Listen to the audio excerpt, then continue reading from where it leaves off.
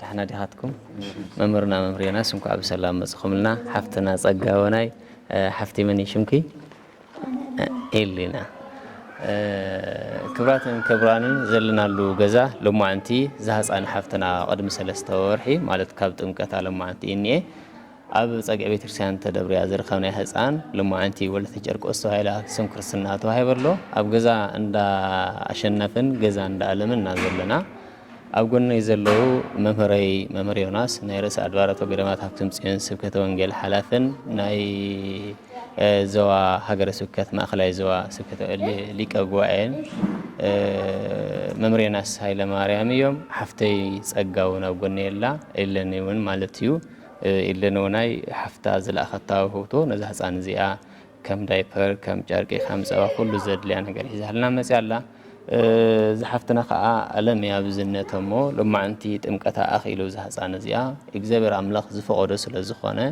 زحفتنا نختل علا كفت زود أطول فايدوه السقعة سحزي إجزابر مسكن كم قالي كم ولادي كم ودي كم مكال سجاي كعبي أحبكم من إلى هالنبز حلفه دس ندابلنا بصحة وجانات يابد الجزل لكم تجارو خونو إرتروان خونو نزاز ورقة زل علة حفتنا دقفوا أمو نسه تعبية الكمنا إنه لما أنتي أبتكم كتات رخيونا لنا إجزاوير مسجن نزيز رأينا إجزاوير مسجن نبزب صحنا سعزل لما أنت علت أدي أن خطركب تسفى غيرنا نيرنا جن كوينو تادو زدبريت تخطركبي كألنا أي كألنا إنه جن أدور سادون كينا زاديا أبور سبون كينا زبا مصدقكم من دعبي ويركبوا كلكم كعان زهز عن زيان خط عبي رجفكم زجبركم لما أنتي أبدم قطع سلز بزحت شمكر السنة وانت هيا ولا تجرقوا السهيل اللامو إجزابير مسجن نزي مخنياتنا لما أنت بتساسي نازل لنا الحكمنا رخيبنا يانيرنا حواتنا بدأ جزلوا تخاتلتنا يفلتوا يوم أبزي مسينا ورخيبنا يانيرنا يو يفلتوا يوم نأخذكم جن أجاش كتكون تخلوكم زهز عن زيا نحن أنا ولدا بعبيو نعاتهم يتحدرت فهموهم كم توم إهلاز ولدتهم دكات عبيم زلان السايمو نزي أموناي كتمسجون لي كتمروا لي نزب علوناي أو نزب سمعت كتقول لي ممر زويعكم زلخو عبزح الساعات بزحة حواتنا بزقام انتسكاب بيتسب يشجر انتسكاب نابراز أقام بتشس كبزحة تشجرات أبزي حسويت أنسامو وليدن كمزي زقت أمنا بزح وتأيو عدل زجبرة جن كم زحفتي العلم زعبي حواتنا وجناتنا اللون ورختمو نزي ممكن تمر علي نتم جبر سنة يزيك جبر زجبر ممكن تمسكن لقينا بزويعكم مو تعدلنا عنكم زوال عزياء أبرخا أفسنت أوشتي أتيا تدوريا ياو ترخيبا كم تسمع ذلك حزي بزخنا خينا جن زيافير طفاء زي ولا نجار بمن معينات سو كم زي طفاء كله سو كفلت اللغة وهنياتو بتنام صحفتنا تقمته ሓደ ህፃን ኩለርን ከሎ ካብ ከርሰዲኡ ኩለርን ከሎ ምር ዝበለ ብኽያት እዩ ዝበኪ ዘውኬ ምክንያት እንታይ እንተልና ኮይና እቲ ቆልዓ ወዲያው ምስ ተወለደ ሽዑ ትዝቕበረሉ መቃብር መልአከ እግዚአብሔር ክፍቲ ገሪኡ ዘሪኦ ዝቕበረሉ መቃብር ቆልዓ ምስ ተወልደ ማለት እዩ መቃብር ክፍቲ ገሪኡ ዘሪኦ ስለዚ ታዘቕበረላ መቃብር ምሰራዮ ታፍታ ተዘቕበረላ መቃብር ድማ ሓመድ ኣምፅኡ መልአከ እግዚአብሔር ነቲ ህፃን መጀመርያ ምስ ተወለደ ሓመድ የቕምሶሞ ተሓመድ ምስ ኣቕመሶ እቲ ቆልዓ ምርር ኢሉ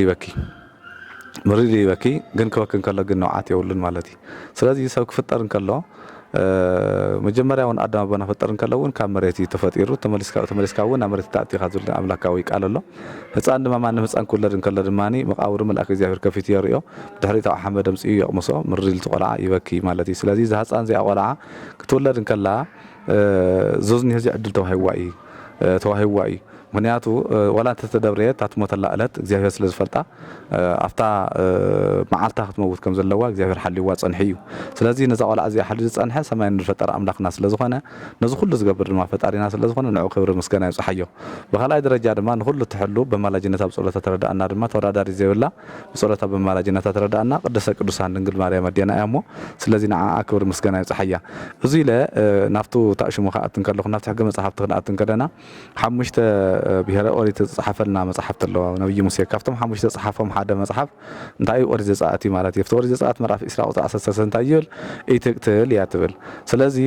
ነብይ ሙሴ 10 ሕግጋት ከቕምጥ እንከሎ ካብቶም 10 ሕግጋት ሓደ ኣይትቕተል ትብል እያ ስለዚ ህፃን ማለት መጀመርያ ወለድና እንታይ ዝበሃል ኣሎ ተሓቢኣ እያ ጠንሶሞ ሰብ ኣኪባ ትወልዶ ሰብ ኣኪብካ ወዲድካ ተሓቢኻ ማለት ክፅነስ ይኽእል እዩ መሽካ እንደገና ድማ ክውለድ ድማ ሰብ ተኣኪቡ ይውለድ እዩ ዝቆልዓ እዚ ከምዚ ገራ ዛቐታ ሰብ እዚኣ ከምዚ ገራ ወሊዳ እንደገና ድማኒ ብተፈላለየ መገዲ ፀገም ዲ ብኣይሙረ ፀገም ዲ ብናይ ኢኮኖሚ ፀገም ዲ ብኻልእ ድዩ ዝረዝሮ ህፃን ደብርያ ብማንም ሰብ ግን ክድብረ ይግባእ ካብቲ ዝቐተለ ሰብ ብጣዕሚ ትዛዓበየ ሓጢኣት እየ ክብል ዝደሊ እዚ ማለት እዩ ሓደ ሰብ ማለት ብተፈላለየ መገዲ ሰብ ክቐትል ይኽእል እዩ ቀቲልዎ ኣሎ ከይደለ ሰብ ንሱ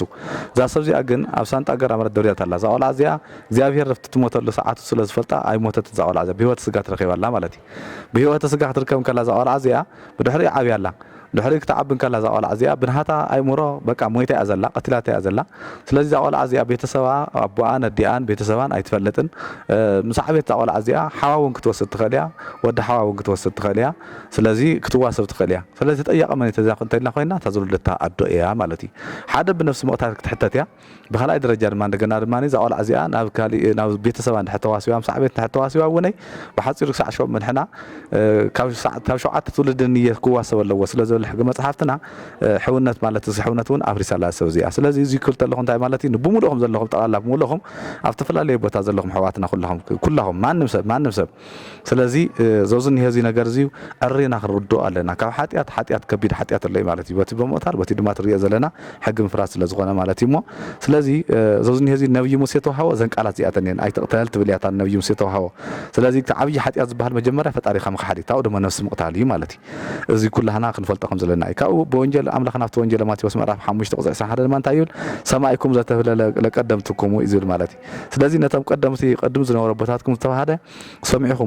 ሰሚዕኹም ዶ ይብል ማለት ሰሚዕኹም ኢኹም ኢትቅትል ኣይትቕተል እዩ ዝብል ወዘሰ ቀተለ ረሳ ውእቱ ለኮነኒ ኢሉ ኣምላኽና ፈጣሪ ናብዛ ዓለም እዚ ናይ ቀደም ይተቕተል ዝብል ሰሚዕኹምኩም ሕጂ ድማ ምሽ እንደገና ዝቐተለ ሰብ እዚ ብሓፂሩ ብሓጢ በዚ ብምቕታሉ ሕማቕ ሰሪሕ ኣሎ ረሲሕ ኣሎ ስለዚ ክፍረደ እዩ ዝብል ኣምላኽና ፈጣሪና ዝቃልስ ተዛሪቡ ካብኡ እንኳን ዝቐተለ ንሰብ እንኳን ዘባሻጨወ ዘሕዘነ ሰብ እንኳን ብኣደባባይ ወይ ድማኒ ክፍረደ እዩ በቲ ዝፍረዶ ፍርዲ ክፍረደ ኢሉ ኣምላኽና ፈጣሪና ኣብ ወንጀል እውን ዘዝኒህ ቃል እዚ ኣፅኒዑ ነጊርና ከይዱ እዩ ማለት እዩ ኣነ ከምዚ ይብለኩም ኣለኹ ኣንሰብለኩም እንዳበለ ዘስተምህሮም ቃላት ኣብቶም ቃል ናይ ወንጀል ቃል ዘውዝኒ ህዚ ቃል ዛሪቦ ስለዚ ተዛዓበየ ሓጢኣት ነፍሲ ምቕታል ምዃኑ ኩላህና ፈሊጥና ከምዚ መሰለ ህፃን ክውለድ እንከሎ ከምዚ ትገብራ ደቂ ኣንስትዮ ወይ ድማ ኣብዚ ተሓወሩ ደቂ ተባዕትዮ ስለዚ ዝቆልዓ እዚ ከምዚ ግበርዮ ኢልኩም ተተሓወሩ ደቂ ተባዕትዮ ውሽጢ ተኣቱ ኣብ ርእሲ ህይወትኩም ኢኹም ትፈርዱ ዘለኹም ኣብ ርእሲ ነፍሲኩም ትፈርዱ ዘለኹም እዛ ዓለም እዚኣ ብተፈላለየ መገዲ ክትሓልፍ ትኽእል እያ ስለዚ ኣብ ሰማይ ግን ዘየሓልፍ ሓዊ ኣለና ምክንያቱ እዚ ከይበልዓና ኩላህና ክንጥንቀቕ ኣለና ሰብ ኩል ማንም ማንም ህፃን ክውለድን ከሎ ብዘይና እግዚአብሔር ፈቃድ ኣይውለድን ብዙሙት ክጽነስ ይኽእል እዩ ብተፈላለየ ዓመት ክጽነስ ይኽእል እዩ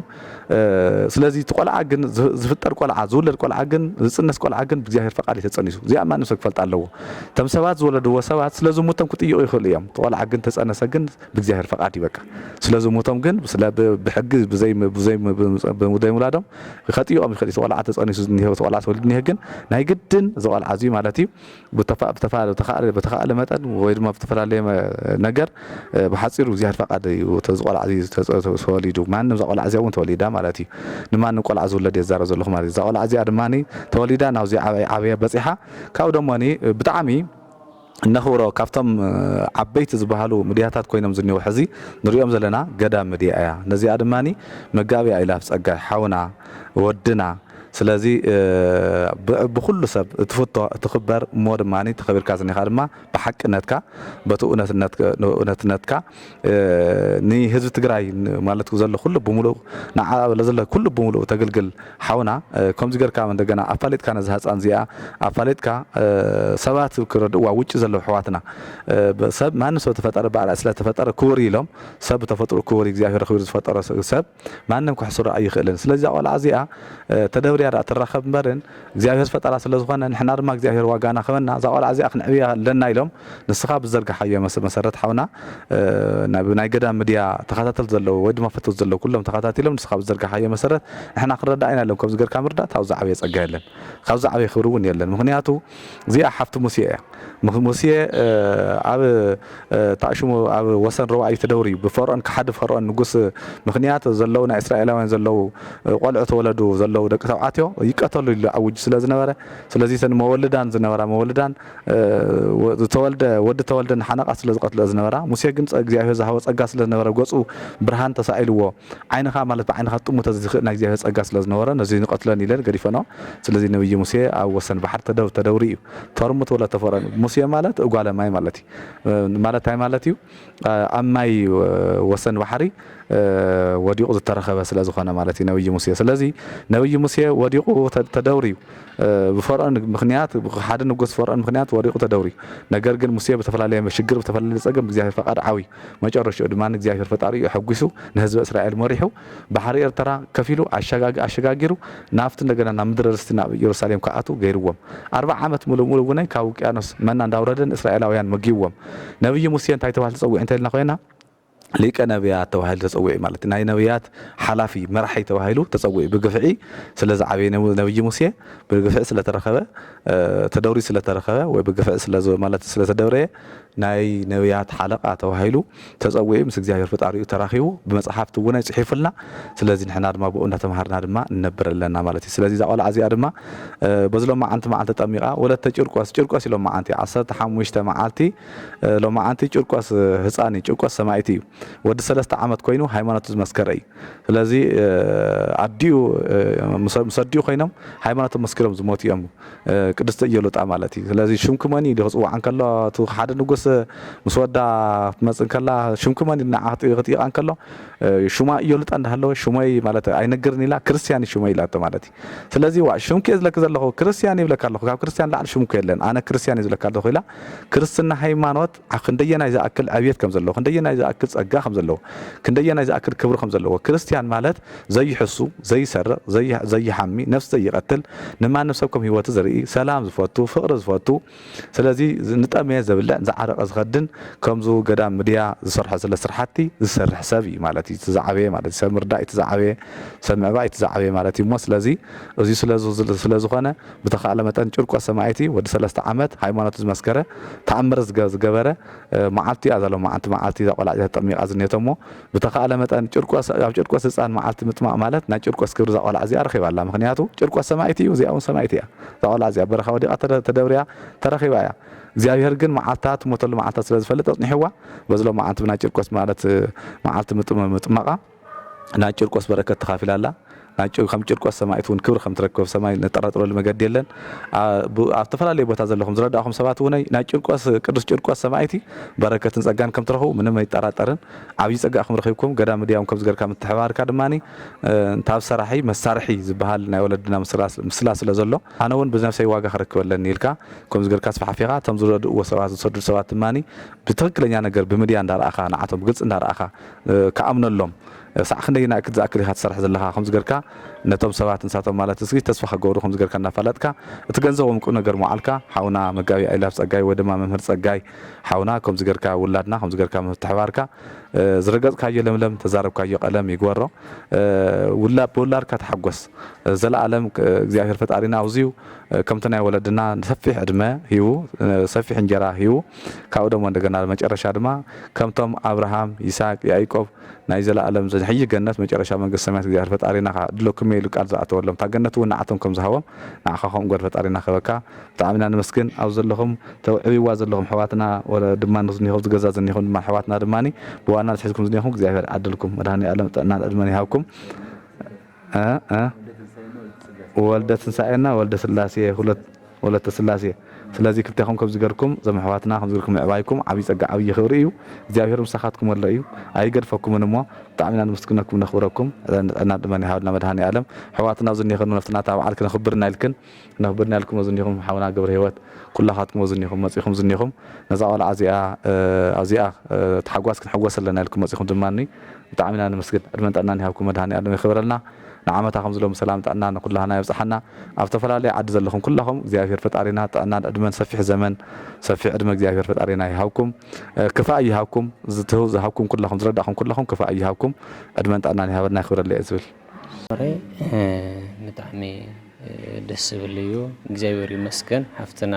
ውላድና ጓልና ጓልኩም ብኩሉ ወልተ ጨርቆስ እግዚአብሔር አምላኽ ከምቲ መምህርና ዝበልዎ ሓፍቲ ሙሴያ እሞ ጽባሕን ጉሑ ዓብያ ተመንዲጋስ ኣብ ዓመታውን ያረኸበና ክሳዕ እግዚአብሔር አምላኽ ዝፈቀደላውን ዓዳን ወገናን ተገልግል ይገበራ እሞ ናብዞም ወለዲ ቅድሚ ምብጻሕይ ጸጋና ሓፍተ የለኒ ያው እግዚአብሔር ይዕብኺ ኢልክን መርዓ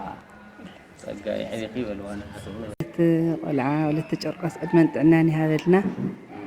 ዓብያ ንዓዳ ንህዝባ ንዝዕበይዋ ንገዳም ሚድያ ተኪኣ ተግልግል ይግበራ ወለታ ንገዳም ሚድያ ይኹን ከምኡ ተገልግል ኮይኑ ነቶም ዘዕበይዋ እውን ወለታ ትኸፍል ይግበራ ዕድመን ጥዕናን ዓብይ ደረጃ ይብጽሓያ ከምኡ እውን ጸጋይ ሓውና እውን ከምዚ ጌርካ ተጋፊሑ ሰብ ክረድኣ ሰብ ላዕላይ ታሕታይ ኢሉ ንኽሕግዛ ዝገበርካ ዕድመን ጥዕናን ይሃብካ ዓብይ እንጀራ ይፍጠረልካ ብደቅኻ ተሓጎስ ዓብይ ደረጃ ይብጽሕኻ እዚ ድማ ሓፍተይ ንየት ትርከብ ሰባ ቅድም ኢላ እኮ ኣሰዳቶ ነራት ገንዘብ ኣይረኸብኩኻን ኣነ እውን 10,000 ዋላ ንፀባ ድዩ ዋላ ንዳይፐር ሓገዝ ተኾነ ኣነ በቲ ቴሌቪዥን ስለርእያ ነበርኩ ሆስፒታልስ እዚአን ሃብለይ ኢላ እያ ሕዚ ግን ጽሕለምና ኣልና ምስ ጸጋ ተዘራኺብና መዓልተ ብዙ ንኽንርከብ እግዚአብሔር ፈቒድዎ ሎም መዓንቲ ኣብኡ ዳይፐር ድዩ ዋላ ፀባ ጌርና ከምኡ እውን ናይ ጥጦ ኣሎ ከምታት ጌርና 2005 እውን ኣብዚኣ እኒዋ ተረፍ ሒዝና ኣላ መጺና ተሓጒስና ከምዚ ኢልና ኣብዚ ውዒልና እኒአና ዕድመን ጥዕናን ይሃብኩም ያው እቲ ንብረት ክትቅበሉ ኢኹም ድሓና ኣብዚ እኒአ ማለት እዩ ከመይ ኣለኹም ድሓን ዲኹም أو اسخم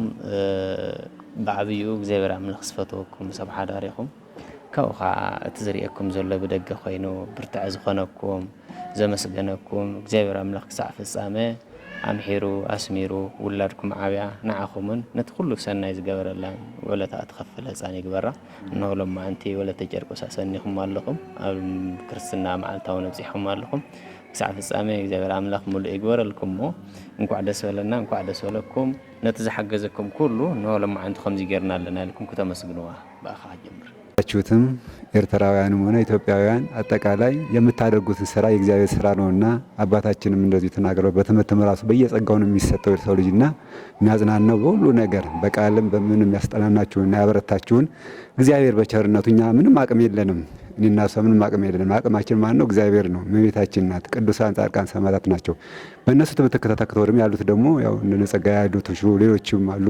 እነሱን እግዚአብሔር አምላካችን ይባርክልን፣ ይቀድስልን፣ ባላችሁበት ከመከራ ስጋ ከመከራ ነፍስ ይሰውርልን። እንግዲህ እኔ በትንሹ ነው እንደምመርቃችሁ። ያው አባታችን ሁሉን ነገር በብዙ መርቋችኋል። እንግዲህ እግዚአብሔር አምላክ በብዛት አድርጎ ይስጣችሁ፣ ቃሎት ያሰማልን። ጸጋዬ እግዚአብሔር ይስጥህ፣ በዚሁ አጽናህ። የጠፉትንም እግዚአብሔር አምላካችን ይመልስልን። የሴትዮዋንም እናት ተቸግራ ሊሆን ይችላል፣ ረዳት ሊኖራት ይችላል። ሁሉ እንደዚህ አይነት ሰዎች አሉ፣ ብዙ የተቸገሩ አሉ። የውስጣቸውን የቤታቸውን እግዚአብሔር ነው የሚያውቀው። እግዚአብሔር የቤታቸውን ይሙላላቸው። እግዚአብሔር ይስጥልን፣ ሁላችሁንም እግዚአብሔር ይጠብቅልን። ለአሁኑ ለጥምቀቱ ያደረሰን አምላክ ደግሞ ለልደቷ በሰላምና በጤና ያደርሳችሁ። እንደዚህ ሰብስበን መድኃኔዓለም ሐዋርያትን የሰበሰበ አምላክ እግዚአብሔር ይስጥልን። ጸጋዬ ስለዘለውኩም ከይንሕዘኩም አለ ያው በጣም የዘመስገን እግዚአብሔር ልዑለ ባህሪ ክብር ምስጋና ይብጽሐዩ። እመቤታችን ቅድስት ድንግል ወላዲተ አምላክ ክብር ምስጋና ይብጽሐያ እና ያው ናብ ዘብጽሕና ልዑል ፈጣሪ ክብር ምስጋና ይብጽሐዩ። ምስ ወላዲተ ድንግል ወላዲተ አምላክ ንዕኦም ተኸቲልኩም ኩሉ ሓገዛት ዝገበርኩም እግዚአብሔር የኽብርኩም፣ ጸጋን በረከቱን ይብጽሓልኩም። ብጣዕሚ ኢና ነመስግን። ናብዚ ንኽንበፅሕ ኣጆኹም ኢልኩም ንኽንበርትዕ ኣጆኹም ኢልኩም بجنزكم يكون بحسابكم بكل نجار يحجزكم እግዚአብሔር ካብ كل ነገር ሓልዩ ደልኹም كل ነገር ይحجزكم مع خاون ጸጋይ እግዚአብሔር ለባህሪ ወላዲተ ድንግል ወላዲተ አምላክ ክብር ምስጋና ይዓድልካ ጸጋን በረከትን ይዓድልካ ካብ كل ነገር ካብ ክፉ ነገር ይሰውርካ ምስ ኩልኹም እግዚአብሔር ይሓልኹም እግዚአብሔር ይኽብርኩም ጸጋን በረከትን ይዓድልኩም ይቀኒል አሜን። እግዚአብሔር አምላክ ይኽብረልና ዘመሓተይ ክብራንን ህፃን ጓልና ወለተ ጨርቆስ እነሆሎማ እንቲ ጥምቀታ ተጠሚቃላ በዕድመ ብህይወት ብጥዕና ዓብያስ ዓዳን ወገናን ቤተሰባን ነተሰናይ ዝገበራላ ኩሉ ብኣገልግሎት እተገልግሎን እትሕግዞን እትመስግነሉን እትስርሐሉን ጊዜን ሰዓትን ክኾነላ ቀራይ ህይወታ እግዚአብሔር አምላክ ከባረኸላ ፈቃድ አምላክ ይኹን። እስኻትኩምን ፈቲኹም ሓሊኹም ነዘም ገዛዚኦም በርትዑ ክትብልዎም በርግጥ ኣነ ፍትሻዊ ሰዓት ኣለዎም ደቃቱ ቆልዑ ንባዕሎም ብጣዕሚ ትሑት መናብሩ ዝነብሩ እዮም። ኣብ ርእሱ ንስኹም ጌርኩም ክትከልዎ ከም ይብሎም ነይረ እሳቶም ግን ሓያላት እዮም። እግዚአብሔር አምላክ ይዝኽእለናን ዘበርትዐናን እሞ እስኻትኩም ትትገብርዎ ገበሩ ንሕና ከዓ ትንገብሮ ክንገብርና ጓልና ግን ባዕልትና ክነዕብያና ኢሎምኒ እንሆ ሎሚ ኣብ ጥምቀት ኣብፅሖም ኣለዉ። እዛ ህፃን እዚኣ ተደብሪያ ክትርከብ ተላ ከምቲ ክቡር መምህር ዝበልዎ ካበይ ወገን መፅኣ ኣይትፍለጥን ግና ተሲኦም ማዕተብ ኣሲሮም ኣለዉ። ካብኡ ዝዓቢ ነገር የለን እሞ እግዚአብሔር አምላክ ነዚ ህፃን እዚኣ ብሂወት በጥዕና ክኣብየልና ጽባሕንጎ ካፍቲ ዝወደቐት ተባይታ ተልዓይላ ንዓዳን ወገናን ከተገልግል እያ እሞ ብምሉእኹም እዚ ንክንገብር ዝለኣኽኩምና ብምሉእኹም ነዛ ሰብ እዚኣ ነዚ ህፃን እዚኣ ቁም ነገር ንክትከውን ጽባሕንጎ ዓብያ ኩሉ ንክትከውን ዝፈቐድኩም ምስ እግዚአብሔር አምላክ ንስኹም እሞ እንሆ ኣብ ጥምቀት በፂሕና ኣለና። ኣብ ዝቕፅል ኣብ ቀዳማይ ዓመታ ኣብ ካልእ ዓመታ ኩሉ ክንርከብ ከዓ ፈቃድ አምላክ ይኹን። ውዕለተኹም ኩሉ ተግባራትኩም ተኸፍለኩም ህፃን ይግበራ እሞ ሓፍተይ ሳባ እውን ብሓፍታ ቢላ ዝለኣኸቶ መልእኽቲ እዘብዝኒ ዳይፐርን ፀባን ኣምፅኣትልኩም ኣላ ንሕና ውናይ ያው መእተው ገዛ ኮነና ኢልና እቲ ክዳውንቲ ሒዝና ኣላ መፂና ኣላ ብዓብዪ ሲልካ ንምእታዊ እምበር ያን ያህል ዘሕጉስን ዘገድስን ኣይኮነ ብዓብዪ እስኻትኩም ትጭነቑ ለኣኹም እግዚአብሔር አምላክ ኣባይትን ኩሉ ኸዋኒትን ይግበራ። ከምቲ ዝበልዋ መምህረይ ሓፍቲ ሙሴ እያ እሞ ናይ ሙሴ ስራሕ ትሰርሕ ፈቃድ ይኹን። መወዳእታ ያው ብጸሎት ክንዓጽ መርሃ ግብርና ለቁም ነገር ያውቃልን። ተራዳይ መላክ ይራዳልን። ወለተ ጨርቆስን አሳድጎ በሰላም አድርጎ ደግሞ ብድሯን ለመመለስ ያውቃልን። እናንተን ደግሞ እግዚአብሔር ይስጣችሁ። የምትራዱትን ደግሞ ተራዳይ መላክ ይራዳልን። መድኃኔዓለም የሚመልሰው ጽላተ ሙሴ ትመልሰው እግዚአብሔር ይስጥልን። ለቁም ነገር ያውቃልን። እናቴ አንተንም እግዚአብሔር ሁላችሁንም ደግሞ እግዚአብሔር አምላክ ተራዳይ ይራዳችሁ እያለሁ እንደመረኳት ወለተ ጨርቆስ ነው የመጣፍ ስሟ። በጣም እናመሰግናለን። እሷንም እግዚአብሔር አምላክ ጤናዋን ይስጣቸው፣ ጤናቸውን ይስጣቸው። እግዚአብሔር አምላክ ለዚህ ያበቃ ደግሞ እነዚህ ህፃኖች ደግሞ አጫዋች ነው ያገኙ። እግዚአብሔር ይስጥልኝ። ታሪካን ያውቃል አይደል? አቤት የልጅቷን ታሪክ ያውቃሉ? አብሬ ነኝ እኔ ቤተሰብ ነኝ። እሺ አመሰግናለሁ። እናንተንም በጣም ነው የማመሰግን። እናንተ አንተስ ትጨርስ ብዬ ነው ስትመጣ ይቼ ያን ጊዜ ልወጣ የነበረው እና አንተን ሳይ የቆየው እስካሁን ድረስና እሺ እግዚአብሔር ስለዘነፈን ያክብርልኝ። እግዚአብሔር ፈጣሪና ዘብጽሐና ነዛ ቆልዓ እዚኣ ድማ ዓብይ ደረጃ በፂሓ ብትምህርታ ብእውቀታ መንፈሳዊ ህይወታ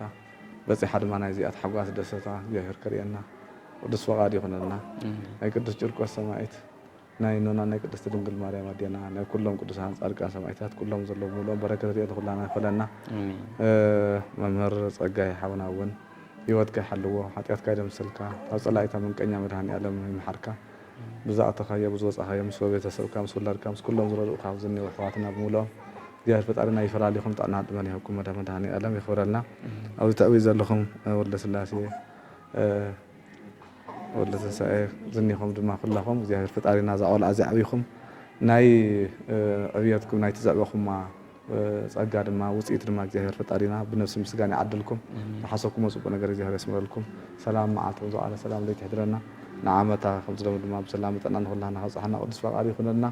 ዝሃቡ ሰባት ውጭ ዝኒሁ ኣሕዋትና ዝሃቡ ኩሎም ድማኒ ኣብ ቀለመ ወርቂ ይፅሓፈሎም ግዚኡ ገነት መጨረሻ ድማ ናይ ዘለኣለም ዘይሓልፍ መንግስቲ ሰማያት ይዓድሎም መድሃኒ ዓለም ዘለኣለም ዳሃዊ የንወሮም ወለዶም ቤተሰቦም ኣዛዝማዶም ኩሉ ይሓለወሎም መድሃኒ ዓለም بسلام دم أنا عدم مسؤول من رأي دم جاه أنا كلها أنا وقعنا أو نزل السماء. كم أنت بتنام على أنه العصر تجري.